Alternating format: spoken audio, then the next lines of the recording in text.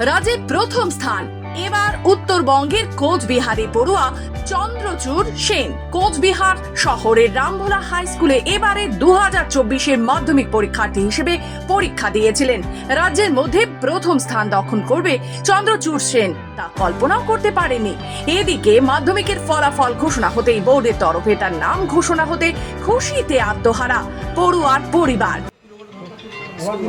স্কুলের ভূমিকা কি বলবে পড়াশোনার ক্ষেত্রে? হ্যাঁ, অবশ্যই এখানে একটা কথা বলার যে করোনা অতিমারি কাল তো আমরা সকলেই সাক্ষী থেকেছি এবং এই কথা একেবারেই কারো অগোচরে মানে কারো আর কি অপ্রকাশ্যে নেই যে করোনা অতিমারির পরবর্তী যে উত্তর পর্ব সময়কালটা সে সময় স্টুডেন্টদের একটা স্কুলমুখী প্রবণতা খানিকটা কমে গিয়েছিল।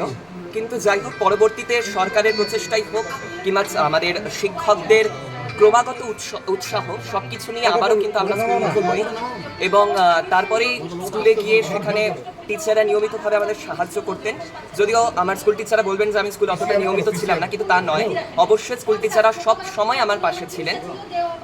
তারা সবসময় আমাকে উপদেশ দিয়ে গেছেন এবং বলে গেছেন যে আগামীতেও অবশ্যই সাহায্য করে যাবেন। সুতরাং এইভাবে আমি ভাগ করি না যে স্কুলদের আলাদা ভূমিকা রয়েছে, আমি মনে করি এটা একটা যৌথ ভূমিকা যার মধ্যে প্রত্যেকেরই একটা গুরুত্বপূর্ণ অবদান আছে।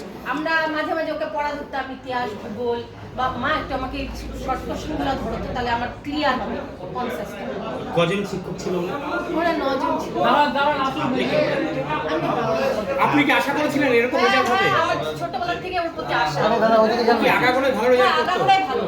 সে নার্সারি থেকে ও একভাবে একই স্ট্যান্ডার্ডে আসে, পড়াশোনার কোনো গাফিলতি নেই। আমাদের এইটাই সারা পাড়া সবার মধ্যে একটা যে আশা যে ও ছোটবেলা থেকে যেভাবে আসে মাধ্যমিকও জানি এইভাবেই চলে, ও যে মাধ্যমিকে জানি আমি ওকে একটু টিভিতে দেখতে পাই।